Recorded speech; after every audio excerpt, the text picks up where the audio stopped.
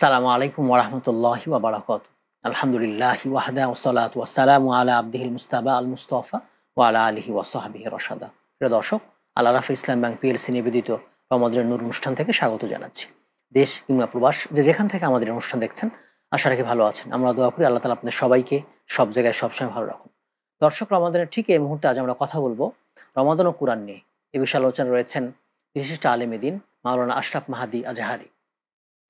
আসসালামু আলাইকুম রহমতুল্লাহ। ওয়ালাইকুম সালাম রহমতুল্লাহি ওয়া বারাকাতুহু। মোহতারাম, কেমন আছেন সব মিলে? আলহামদুলিল্লাহ। কোরআনের সাথে রমাদানের সম্পর্ক, এটা জানতে চাচ্ছি আপনার কাছে শুরুতেই। কোরআনের সাথে রমাদানের সম্পর্কটা এমন, যেটা আর কোনো মাসের সাথেই আর কোনো সময়ের সাথেই নেই। এটার বিশেষ একটা কারণ হচ্ছে, কোরআনেই এই কারণটি খুব স্পষ্টভাবে বিশ্লেষণ করা আছে। আমি সূরা বাকারার ১৮৫ নম্বর আয়াতটা দিয়ে শুরু করতে চাই, যেখানে আল্লাহ তাআলা বলেন, শাহরু রমাদান আল্লাযী উনজিলা ফীহিল কুরআন হুদাল লিন্নাসি ওয়া বায়িনাতিন মিনাল হুদা ওয়াল ফুরকান।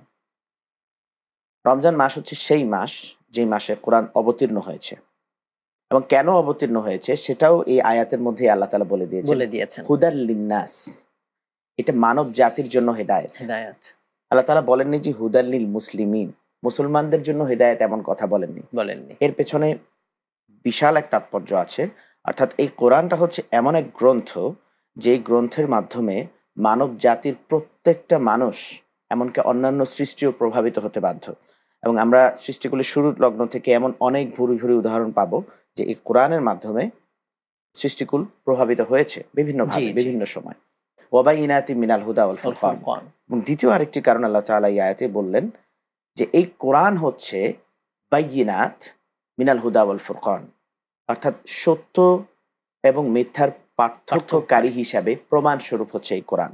আপনি কোনটাকে সত্য বলবেন, কোনটাকে মিথ্যা বলবেন, কোনটাকে হক বলবেন, কোনটাকে বাতিল বলবেন, এই মাপকাঠি, এই মানদণ্ড কিন্তু আপনাকে কোরআন ঠিক করে দিচ্ছে। এবং রমজানের সাথে এর সম্পর্ক, এইটার সবচেয়ে বড় কারণ তো হচ্ছে যে এই রমজান মাস হচ্ছে সেই মাস যেই মাসে আল্লাহ তাআলা কোরআন অবতীর্ণ করেছেন, এবং সুস্পষ্টভাবে এই মাসের জন্য, এই মাসে কোরআন নাজিলের জন্য আরেকটি আয়াতে আল্লাহ তাআলা এই কথাটি বলেছেন। সূরা কদরের প্রথম আয়াত, ইন্না আনজালনাহু ফি লাইলাতুল কদর, অর্থাৎ এই কোরআন আমি অবতীর্ণ করেছি লাইলাতুল কদরের মধ্যে। তাহলে আমি যদি এই ক্রোনোলজিটা দেখি, আল্লাহ তাআলা এই মাসে কোরআন অবতীর্ণ করলেন, এবং এই মাসের মধ্যে এমন একটি দিনে আল্লাহ তাআলা কোরআন অবতীর্ণ করলেন যেই দিনটিকে বলা হয় হাজার রাতের চাইতেও উত্তম। আমি সেই সূরার দিকে আবার ফিরে যাই, ইন্না আনজালনাহু ফি লাইলাতুল কদর ওয়া মা আদরাকা মা লাইলাতুল কদর লাইলাতুল কদরি খায়রুম মিন আলফি শাহর।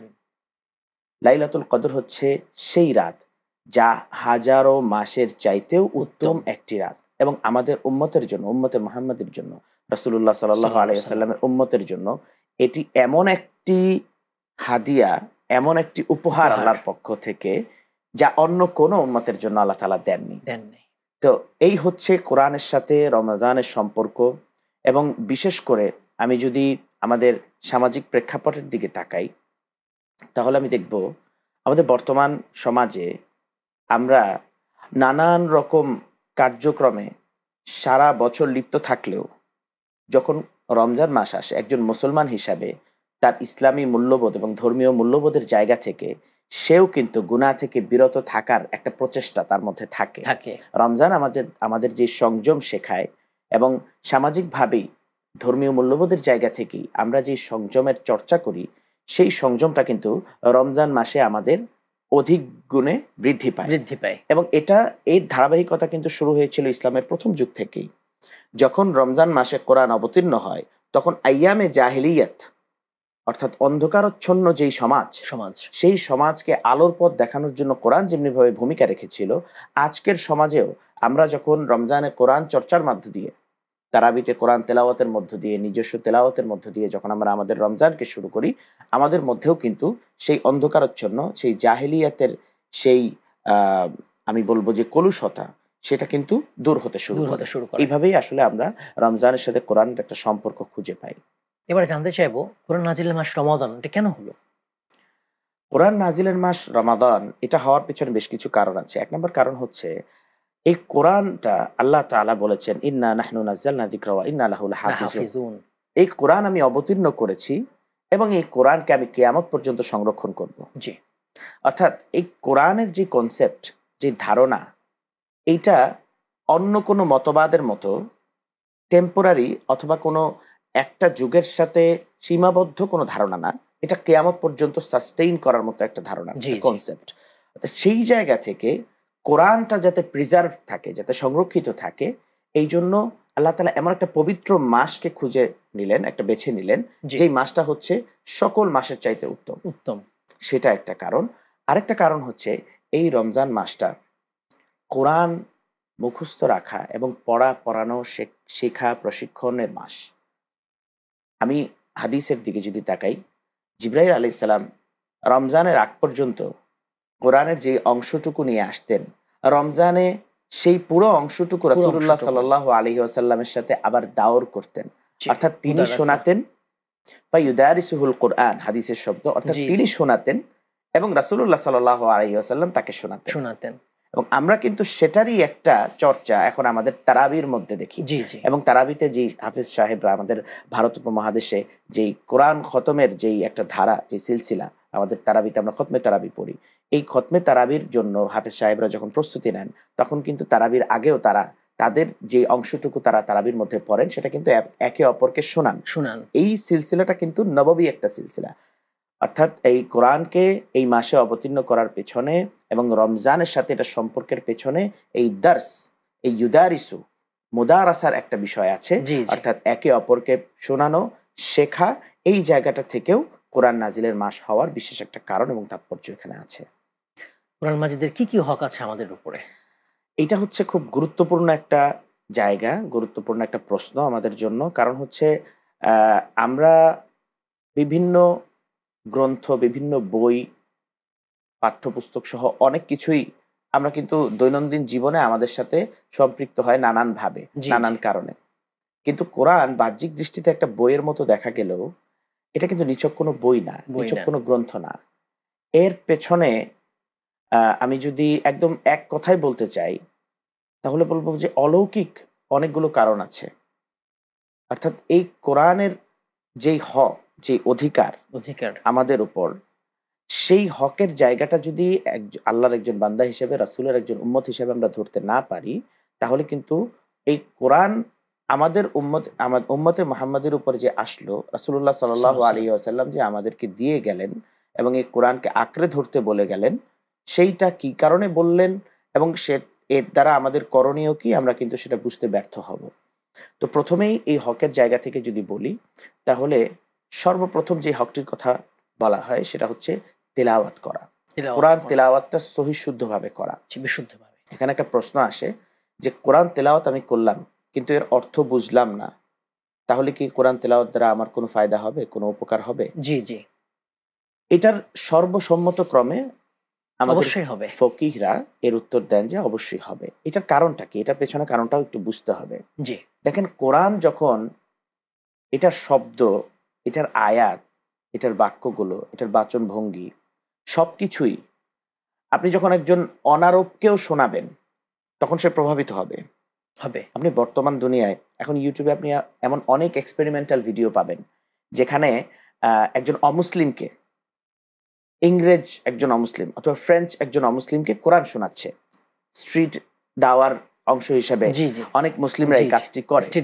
স্ট্রিট দাওয়ার অংশ হিসেবে অনেকে করে, কোরআন শোনায়।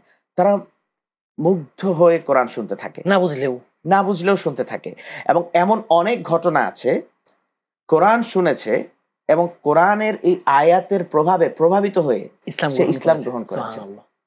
আচ্ছা, এই ঘটনা থেকে সুস্পষ্টভাবে এটাই বোঝা যায় যে কোরআনের মধ্যে, কোরআন ইটসেলফ একটা মুজিজা।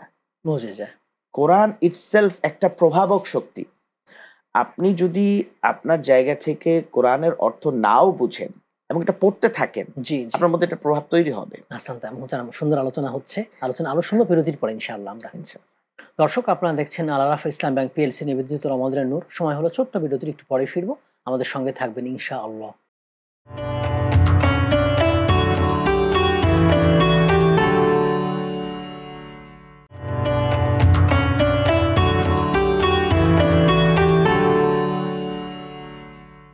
আসসালামু আলাইকুম ওয়া রাহমাতুল্লাহি ওয়া বারাকাতুহু। বিরতির পর আবারও সবাইকে আমন্ত্রণ। দর্শক, আপনারা দেখছেন আল আরাফা ইসলামী ব্যাংক পিএলসি নিবেদিত রমাদানের নূর। আজ আমরা কথা বলছিলাম রমাদান ও কোরআন নিয়ে। মোহতারাম যেমনটা আলোচনা করছিলেন কোরআন মাজিদের হক নিয়ে, কোরআন মাজিদের প্রথম হকটা আমরা কথা বললাম যে বলছিলাম তেলাওয়াত, বিশুদ্ধ বিশুদ্ধ করে করে তেলাওয়াত তেলাওয়াত করা। এখন এই বিশুদ্ধ তেলাওয়াতটা শেখা, এটা প্রত্যেক মুসলমানের উপর ফরজ। কারণ হচ্ছে, আপনি যদি নামাজ আদায় করতে যান, আপনি সালাত আদায় করতে গেলে আপনার কিন্তু মিনিমাম যেই কেরাতটুকু আপনার পড়তে হয়, সেই কেরাতটুকু কিন্তু আপনার শুদ্ধ করে পড়তে হবে। সেই জায়গা থেকে আপনার অবশ্যই তলাবুল ইলমি ফারিদাতুন আলা কুল্লি মুসলিমিন ওয়া মুসলিমাতিন, যে হাদিসটি রয়েছে, সেই হাদিসের নির্দেশনা অনুযায়ী, অর্থাৎ প্রত্যেক মুসলমান নরনারীর উপর ইলম শিক্ষা করা ফরজ। এই ফরজের নির্দেশনার মোতাবেক আপনার কিন্তু কোরআনের অতটুকু কেরাত শুদ্ধ করতে হবে যতটুকু কেরাত আপনার প্রয়োজন সালাতের জন্য। এইটা হচ্ছে তেলাওয়াত শুদ্ধকরণের একটি পর্যায়। আরেকটি স্তর হচ্ছে, আপনি যদি কোরআনের তেলাওয়াতের মধ্যে শুধুমাত্র সেই সূরাগুলোতে সীমাবদ্ধ থাকেন, তাহলে কিন্তু কোরআনের অন্যান্য জায়গায় যত হুকুম আহকামের কথা এসছে, সেটা কিন্তু আপনার দেখা এবং পড়া তেলাওয়াত করা সম্ভব হবে না।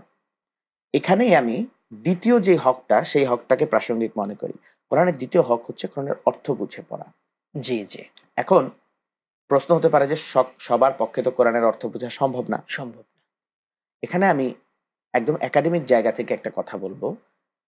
কোরআনের আরবিটা সাধারণ গতানুগতিক কোনো আরবির মতো আরবি না। আপনি দেখবেন যে সাধারণ মডার্ন অ্যারাবিকের যেই ভাষা, এর সাথে কিন্তু কোরআনের অ্যারাবিকের একটা পার্থক্য আছে। সেই আরবিটা শিখতে আপনার যতটা বেগ পোহাতে হবে, যতটা কষ্টসাধ্য, সেই তুলনায় কোরআনের আরবিটা কিন্তু অনেক সহজ। এবং এটা কোরআনের একটি আয়াতই এই কথাকে সত্যায়ন করে, ওয়ালাকাদ ইয়াসসারনাল কুরআনা লিযিকরি ফাহাল মিন মুদ্দাকির। আমি তোমাদের জন্য কোরআনকে সহজ করেছি। অর্থাৎ এই কোরআনের আরবিটা এমন একটা আরবি, যে আরবিটা আসলে শিখতে চাইলে আমাদের খুব বেশি বেগ পোহাতে হবে না। আমি যদি আরেকটু ব্যাখ্যা করি কথাটা, কোরআনের সুনির্দিষ্ট কিছু ভোকাবুলারি আছে। ভোকাবুলারি। সেই ভোকাবুলারিগুলো যদি আপনার জানা থাকে, আপনি যদি কোরআনের অর্থ বোঝা যে আপনার একটা হক আছে, আপনার উপর কোরআন, আমাদের উপর, এই উম্মতের উপর কোরআন অবতীর্ণ হয়েছে, অর্থাৎ আল্লাহ তাআলা আমাদেরকে কি পাঠালো, সেটা কিন্তু বোঝাটা আমাদের একটা দায়িত্বের মধ্যে পড়ে। আমাদের এই জায়গা থেকে অর্থ এবং মর্ম বোঝার চেষ্টাটা জারি রাখতে হবে। এবং সেই জায়গা থেকেই আমি শুধু বোঝার জন্য বললাম যে কোরআনের যে ভোকাবুলারিগুলো আছে, সেগুলো কিন্তু আসলে সহজবোধ্য ভোকাবুলারি। কারো যদি ইচ্ছা থাকে, আর এখন তো টেকনোলজির যুগে আপনার জন্য এই ট্রান্সলেট বের করা, এই ট্রান্সলেট খুঁজে পড়া, এটা কোনো বিষয়ই না। তবে এখানে একটি সতর্কতা অবলম্বন করতে হবে। শুধুমাত্র শব্দের অর্থের উপর নির্ভর করে কোনো সিদ্ধান্তে পৌঁছানো যাবে না। সিদ্ধান্তে পৌঁছানোর আগে অবশ্যই বিজ্ঞজনদের সাথে, আলেমদের সাথে পরামর্শ করে নিতে হবে। তারপরে এই বিষয়ে, এই আয়াতের নির্দেশনার বিষয়ে কোনো সিদ্ধান্তে আসা যাবে। আমি বলছিলাম অর্থ বুঝে পড়ার কথাটা। অর্থ বুঝে পড়ার ক্ষেত্রে আপনার বিশেষ প্রয়োজনীয়তা দেখা দেবে যখন আপনি কোনো হুকুম আহকাম পালনের ক্ষেত্রে কোরআনের নির্দেশনাকে ফলো করবেন। উদাহরণস্বরূপ, আপনি হজে যাচ্ছেন, এখন আপনার জন্য এটা জানা কর্তব্য। আপনি নিজে পড়ে বুঝেন, অথবা অন্য কোনো আলেমের কাছে গিয়ে এটা বুঝে নেওয়ার চেষ্টা করেন যে কোরআনের মধ্যে হজ সংক্রান্ত কি কি আয়াত আছে এবং নির্দেশনাগুলো কি কি। এমনিভাবে দৈনন্দিন অনেক ফরজ কাজ, সুন্নত আমলের ক্ষেত্রেও কোরআনের অনেক নির্দেশনা আছে। সেই জায়গাগুলো থেকেও আয়াতুম মুহকামাত যেগুলো আছে, আহকামের যে আয়াতগুলো আছে, সেগুলোর অর্থ জানার মাধ্যমে, কোরআনের সাথে বোঝাপড়ার সূচনা করাটার মাধ্যমে আমরা কোরআনের দ্বিতীয় হকটাকে আদায় করতে পারি, কোরআনের অর্থ বুঝে পড়া। কোরআনের আরেকটা হক হচ্ছে কোরআন প্রচার করা। কোরআন প্রচার করার আরেকটা সহজ কথায় আমরা এইভাবে বলতে পারি, কোরআন প্রচার করাটাকে দাওয়া।